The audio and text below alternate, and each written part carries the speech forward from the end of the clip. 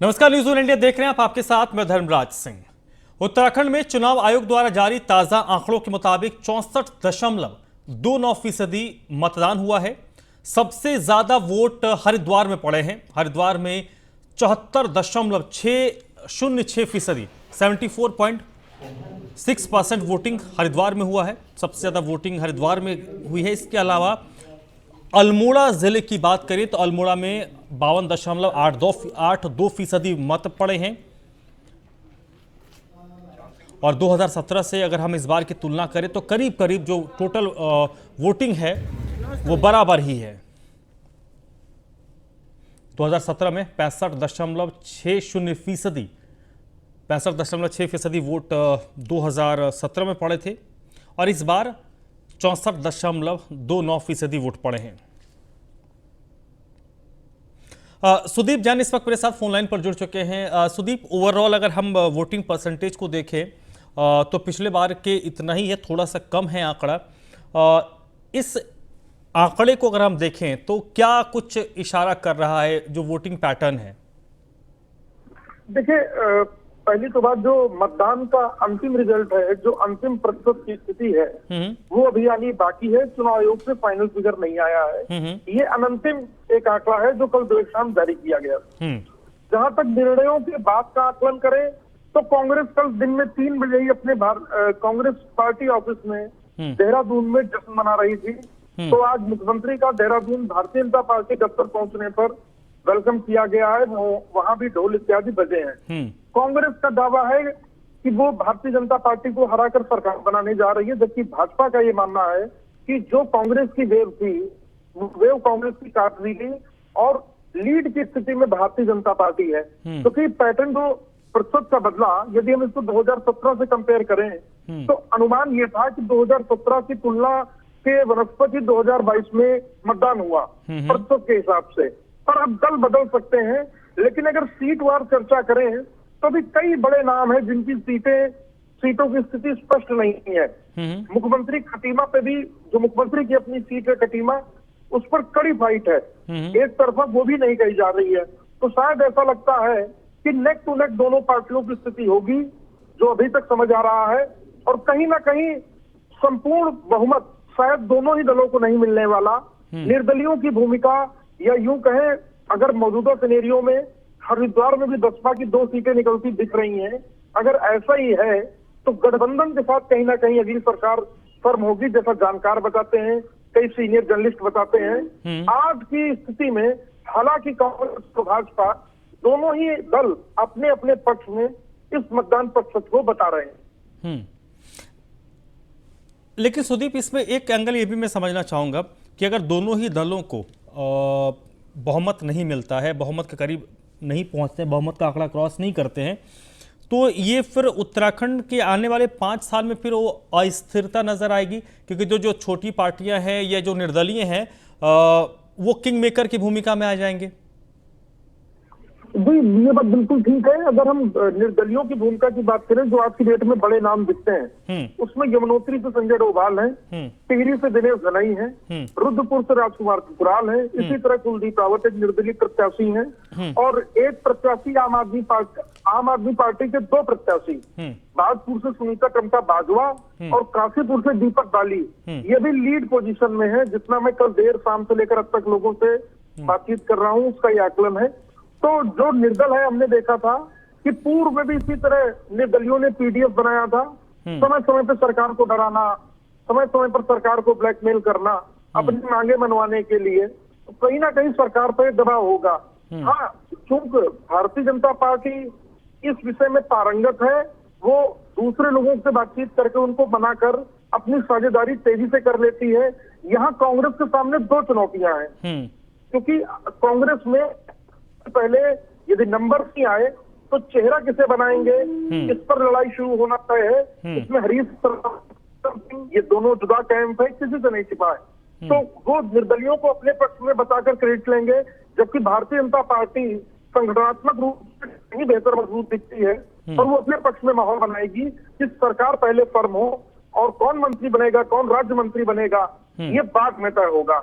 तो अभी तत्काल के रूप में अगर समझने की कोशिश करें तो सीधे तौर पर कांग्रेस या भाजपा दोनों को ही मेजोरिटी मिल रही है, शायद ऐसा नहीं है। और कई बड़ी सीटों का अगर समीकरण बदले या कई बड़े प्रत्याशी, नामी प्रत्याशी अगर हारे तो कोई बहुत बड़ी बात नहीं होगी। इसमें मैं आपसे थोड़ा समझना चाहूंगा सुदीप, हरिद्वार को की देखें, हरिद्वार में जिस तरीके से बम्पर वोटिंग है और कई बड़े स्टॉलवर्ट्स हरिद्वार से के अलग अलग विधानसभाओं में उम्मीदवार हैं, ये क्या मैसेज कन्वे कर रहा है? ठीक है, मदन कौशिक वो नशे के मामले में फंस गए, उनके कई परिचितों के यहाँ शराब पकड़ा जाना, और यहाँ स्मय आदि का भी एक पुराना मुद्दा रहा है कि विधायक थे, मंत्री थे, बड़े पदों पर थे, इन्होंने नशे के विरुद्ध पुलिस को निर्देश नहीं दिए, सख्ती नहीं दिखाई। मदन कौशिक की सीट भी फंसी हुई है, ऐसा बताया जा रहा है कि कांटे का मुकाबला होगा। बसपा हो सकता है एक बार फिर से उत्तराखंड में 2 सीटों पर विजय श्री हासिल कर ले, ऐसा लगता है। इसमें खानपुर का नाम, एक भगवानपुर का, और तीसरा नाम मंगलौर का भी बताया जाता है कि मंगलौर में भी सरबत करीब अंसारी एक बड़ी फाइट दे रहे हैं। तो यानी जो कैडर वोट है बसपा का, वो बसपा को मिल रहा है, और यदि बसपा को मिल रहा है तो नुकसान कांग्रेस को हो रहा है। हालांकि नंबर की यदि बात करें तो कांग्रेस की सीटें बढ़ सकती हैं। जो हरीश रावत की बेटी है, उन्होंने मंत्री रहे और मुख्यमंत्री के बेहद करीबी रहे, ये तीसरा नंबर को फंसाया है चुनाव में, वो अपने आप को फाइट मिलाई है और बड़ा रोचक मुकाबला वहां हुआ है। इसी प्रकार से रानीपुर सीट पर यदि आ जाए तो जो आदेश चौहान एग्जिस्टिंग विधायक हैं भारतीय जनता पार्टी के, उनकी स्थिति बेहतर बताई जा रही है। तो माना यह जा रहा है कि हरिद्वार जिले में कांग्रेस की सीटें भाजपा से अधिक होंगी, ऐसा भी तक का जानकारों का आकलन है। लेकिन भाजपा शून्य होने जा रही है ऐसा भी नहीं लगता, क्योंकि रुड़की सीट भी भारतीय जनता पार्टी की ओवरऑल सेफ मानी जा रही है। यदि रुड़की, हरिद्वार नगर और रानीपुर की बात करें तो 3 सीटें इनकी सेफ लग रही हैं। हालांकि मुकाबला कांटे का है, परंतु गत्वा प्रत्याशी भारतीय जनता पार्टी के जीत सकते हैं। चलिए सुदीप, आप मेरे साथ बने रहिएगा। तो फिलहाल अलग अलग तरीके से जो लोग हैं वो इस बात का आकलन कर रहे हैं कि जो वोट पड़े हैं वो किस तरीके से बदलाव ला सकते हैं, लेकिन तमाम कयासों का बाजार 10 मार्च तक चलेगा। 10 मार्च को फिर दोपहर 12 बजे तक स्थिति होगी। वहीं खटीमा में मतदान करने के बाद मुख्यमंत्री पुष्कर सिंह धामी मंगलवार को देहरादून बीजेपी के दफ्तर पहुंचे। यहां सीएम धामी ढोल की थाप पर थिरकते नजर आए। इस दौरान सभी बीजेपी के कार्यकर्ता उत्साहित थे। सीएम धामी ने कहा कि इस बार 60 पार। साथ ही सीएम धामी ने लोकतंत्र के महापर्व में भाग लेने के लिए उत्तराखंड की जनता का आभार प्रकट किया। मुख्यमंत्री ने मतदान को बीजेपी के पक्ष में बताया है। धामी ने कहा कि बीजेपी एक बार फिर से उत्तराखंड में प्रचंड बहुमत के साथ सरकार बनाने जा रही है।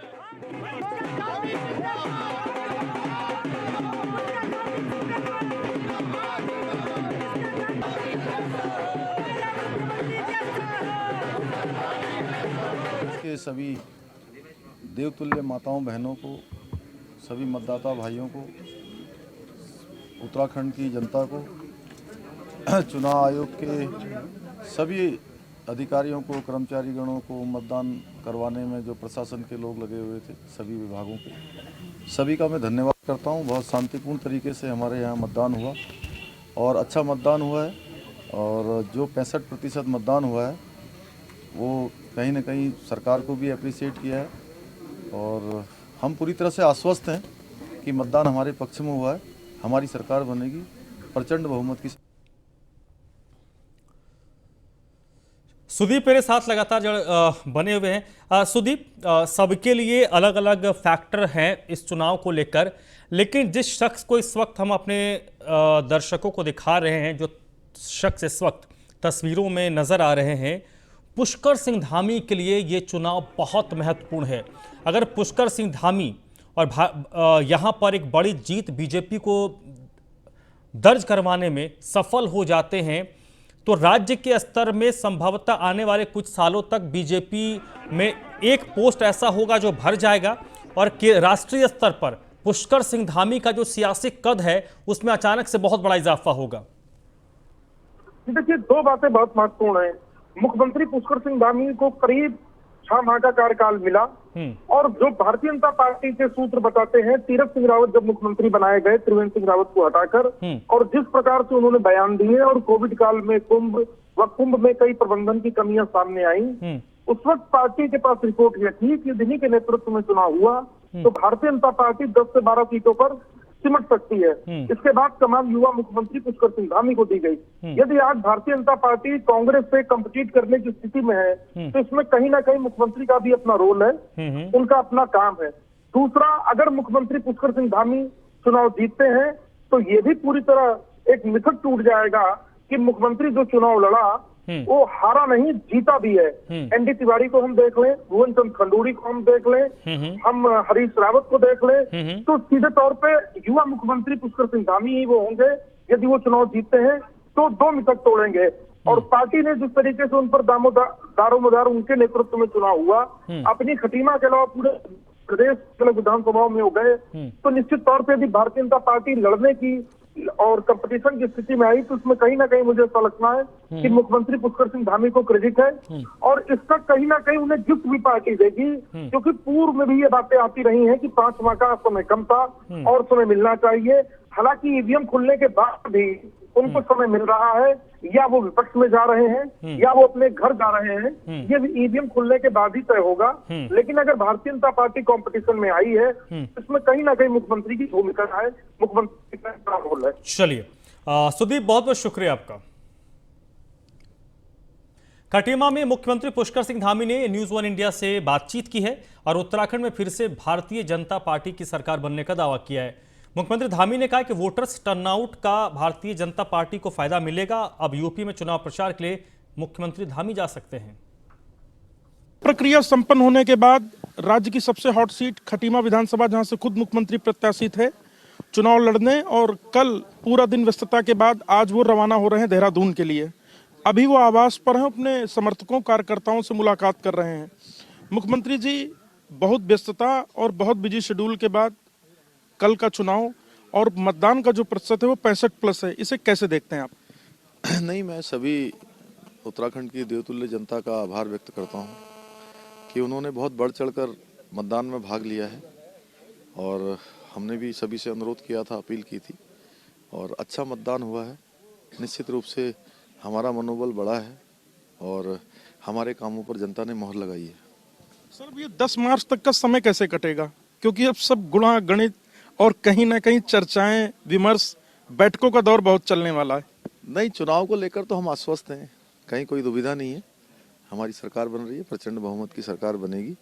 और जहां तक 10 मार्च तक का समय है, अभी अन्य राज्यों में भी चुनाव चल रहे हैं। मैं पार्टी का कार्यकर्ता हूं और पार्टी को जहां आवश्यकता होगी मैं वहां जाऊंगा।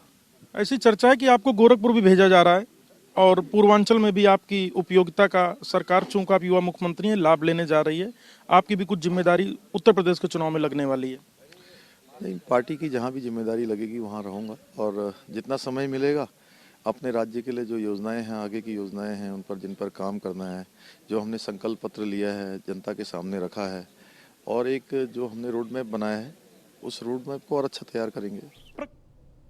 खटीमा में मुख्यमंत्री पुष्कर सिंह धामी की पत्नी गीता धामी ने भी न्यूज वन इंडिया से बातचीत की, जिसमें उन्होंने कहा कि चुनाव में खटीमा की जनता का भरपूर समर्थन मिला है और बीजेपी के वोट प्रतिशत में इजाफा हुआ है।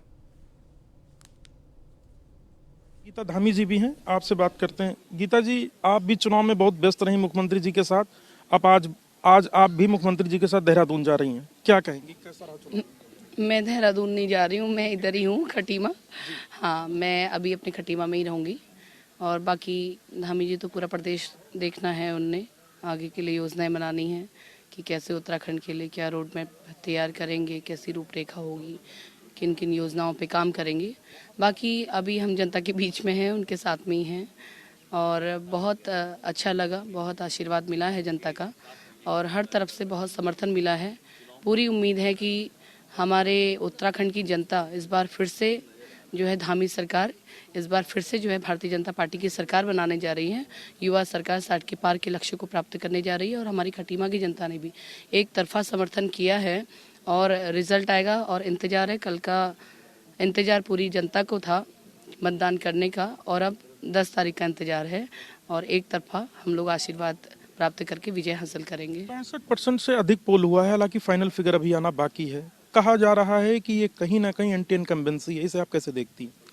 देखिए, मतदान बहुत अच्छा रहा है, सभी का अच्छा समर्थन मिल रहा है, और जो मतदान परसेंट है वो भी बढ़ा है, प्रतिशत महिलाओं का भी बहुत अच्छा समर्थन मिला है जो है उनका भी, उनकी भी परसेंटेज उनकी बड़ी है और अच्छा रहेगा आने वाले समय में जो भी।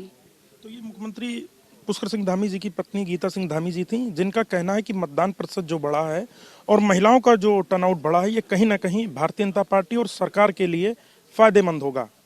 कैमरा सहयोगी राजन बड़ोला के साथ सुदीप जैन, न्यूज 1 इंडिया, खटीमा, ऊधम सिंह नगर। उत्तराखंड विधानसभा चुनाव 2022 संपन्न हो चुका है। इसके साथ ही प्रत्याशियों की किस्मत ईवीएम में कैद हो गई है, लेकिन आरोप और प्रत्यारोप का दौर अभी भी जारी है। लक्सर में बीजेपी के प्रत्याशी संजय गुप्ता ने अपनी ही पार्टी के प्रदेश अध्यक्ष मदन कौशिक पर सवाल खड़े किए हैं। उन्होंने मदन कौशिक पर पार्टी विरोधी कार्य करने का आरोप लगाया, साथ ही उन्हें पार्टी से निष्कासित करने की मांग की है। संजय गुप्ता का आरोप है कि मदन कौशिक की ओर से लक्सर और ग्रामीण सीट पर कुछ लोगों को प्रोत्साहित कर पार्टी प्रत्याशियों के खिलाफ खड़ा किया गया, जिससे पार्टी प्रत्याशी चुनाव में जीत दर्ज नहीं कर पाए।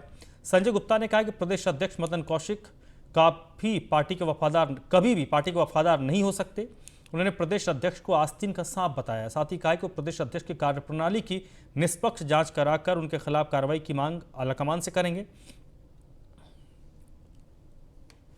अपने पार्टी का वफादार सिपाही हूँ, जमीन से जुड़ा हुआ हूँ। मैं फक्र करता हूँ अपनी पार्टी पर, संगठन पर, अपने नेतृत्व पर कि उन्होंने लक्सर सीट पर मुझे फिर से भरोसा जताया। मैं हाथ जोड़कर नमन करता हूँ अपने नेतृत्व को। लेकिन जो उत्तराखंड में पार्टी का प्रदेश अध्यक्ष है मदन कौशिक, वो उन्होंने कई सीटों पर प्रत्याशियों को हराने का काम किया है और उनके जो नामित सभासद उनके द्वारा और उनके जो नज़दीकी कार्यकर्ता थे, उन्होंने बसपा प्रत्याशी के पक्ष में काम किया है, मुझे हराने का काम किया है। मैं अपने नेतृत्व से लक्सर से 10 साल से लगातार विधायक और बतौर बीजेपी प्रत्याशी के तौर पर एक बार फिर से दमखम से आजमा रहे संजय गुप्ता अपनी ही पार्टी के मदन कौशिक के खिलाफ बयानबाजी कर राजनीतिक भूचाल को जन्म दे चुके हैं। संजय गुप्ता ने पार्टी के प्रदेश अध्यक्ष पर गंभीर आरोप लगाया है।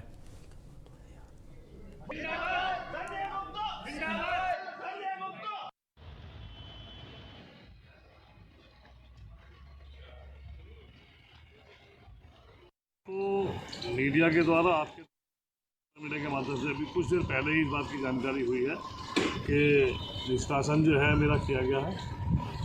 अभी मुझको ऑथेंटिक रूप से कोई जानकारी इस विषय में प्राप्त नहीं हुई, ना कोई नोटिस प्राप्त हुआ है।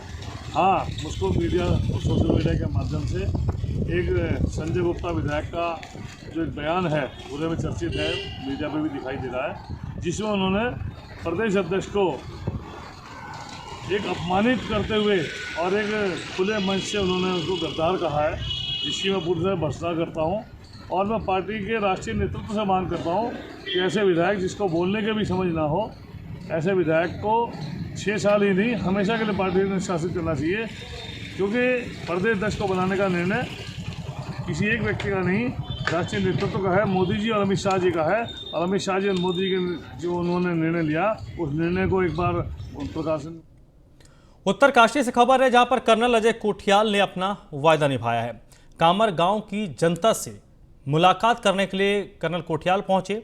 चुनाव के अगले दिन ही उन्होंने मिलने का वादा किया था और अपने वादे के मुताबिक वो लोगों के बीच पहुंचे। भटवाड़ी ब्लॉक का ये कामर गांव सबसे दूरस्थ गांव है। 8 किलोमीटर की एक खड़ी चढ़ाई है और 8 किलोमीटर की खड़ी चढ़ाई चढ़कर कोठियाल इस गांव पर पहुंचे हैं। कोठियाल ने यहाँ के ग्रामीणों की समस्याओं को सुना। कर्नल अजय कोठियाल ने कहा है कि समाज की सेवा लगातार जारी है।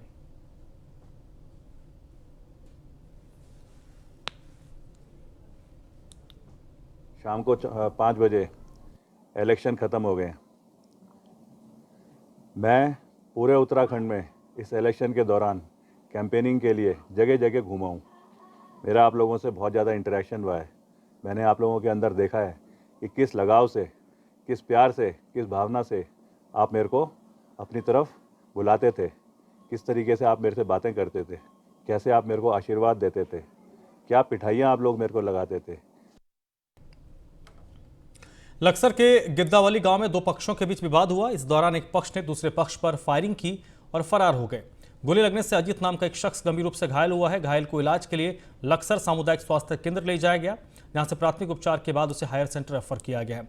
कानपुर थाना प्रभारी संजीव थपलियाल के मुताबिक पुरानी रंजिश और चुनाव में अपने अपने प्रत्याशियों को लेकर आपस में कहासुनी हुई थी।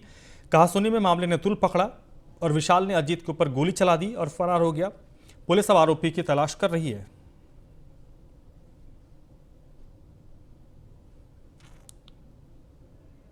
प्रीतम के लड़के ने मारी जी। प्रीतम था, प्रीतम के लड़के थे 2-3, 12 की बंदूक थी सर, उस पर दिया एक गोली मारी। जी गोली तो न बहुत चलाई फायरिंग, पर एक छर्रा मेरे लग गया। क्यों फायरिंग तो न बहुत सारी करी।